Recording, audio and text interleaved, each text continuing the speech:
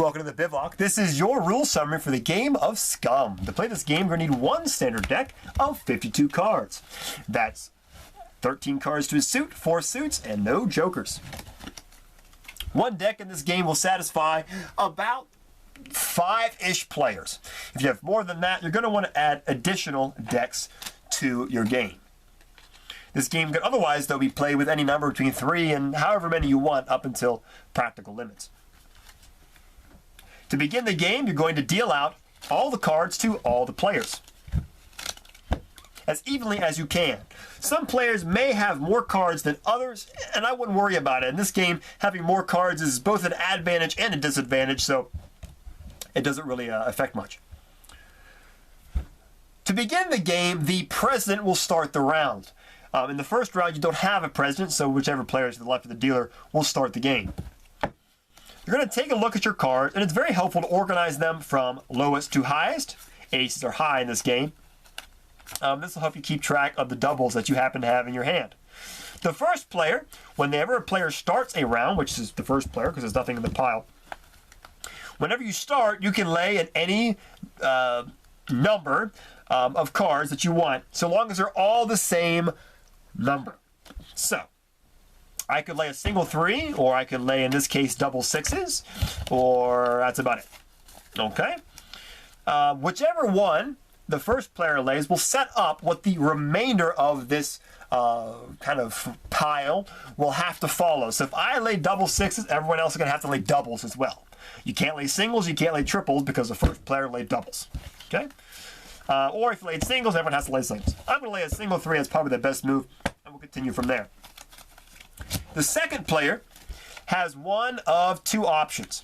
They can either play a card which is equal to or higher than the card currently on top of the pile, or they may choose to pass, whether they have to, can't lay a card, or they just don't want to lay a card. So you can pass whatever you want. If you pass, you'll fold down your hand in front of you, and you'll be skipped over until the pile is tossed out.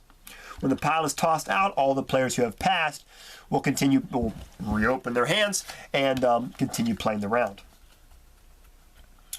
But of course, the 3, I'm not going to pass on a 3. I'm going to lay a 4 down instead. That's a single 4. I'm not allowed to upgrade the pile, so like I couldn't lay my double 7s on top of that. I could lay a single 7, that's fine, and I could break up my 7s.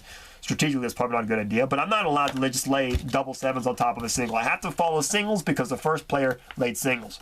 So then I'm going to lay a 4. Player 3 has the same thing, and you go around and around and around like that until something happens. And I'm going to rush this by laying an ace. I can't lay on an ace, so I'm going to pass. That player is going to pass. This player will pass because they don't want to lay the ace. This player will pass as well.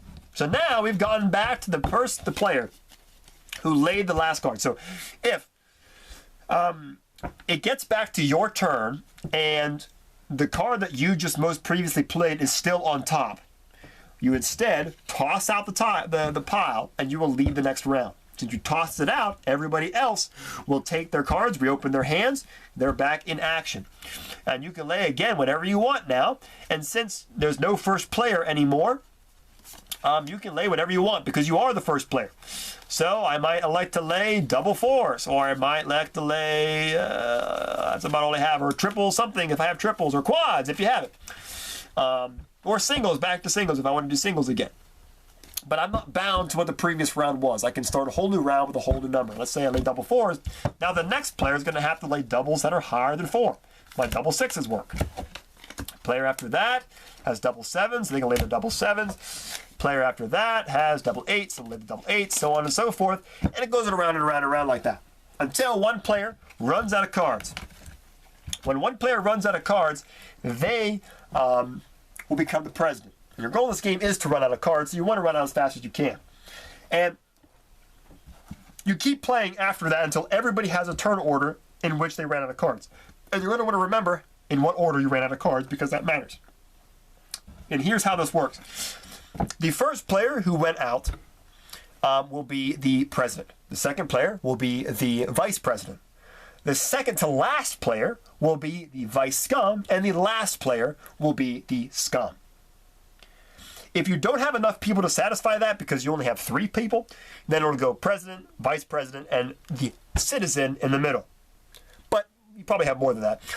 So if you have 4, you follow that pattern of president, vice scum, scum. And if you have more, you tack in a citizen in the middle. So it'd be president, vice president, village, citizen, or villager, whatever you want to call it, citizen, vice, scum, scum. If you have more than 5, you just keep tacking in villagers in the middle here, okay, until you have enough people you have. So you only have those 2 on the top and 2 on the bottom. That's special. And everyone else is a citizen. Okay. Now, the next round, every round after that, you have to do a little bit of setup. So whoever's sitting in the president's seat becomes the president, and then everyone else has to sit in an order that they went out from there. So the president goes first, and then you go vice president, then citizen, so on and so forth, and then vice, scum, scum, okay? And everyone will sit in that order. You have to get up and move. Then you'll start the next round. You'll deal out the cards to all your players, which I will just do quickly, whatever, blah, blah, blah, blah. A couple cards to you, a couple cards to me. Okay. Now, to begin the next second round and every round fourth, you have to do some trading. The scum and the president will trade back and forth, and the vice scum and the vice president will trade back and forth.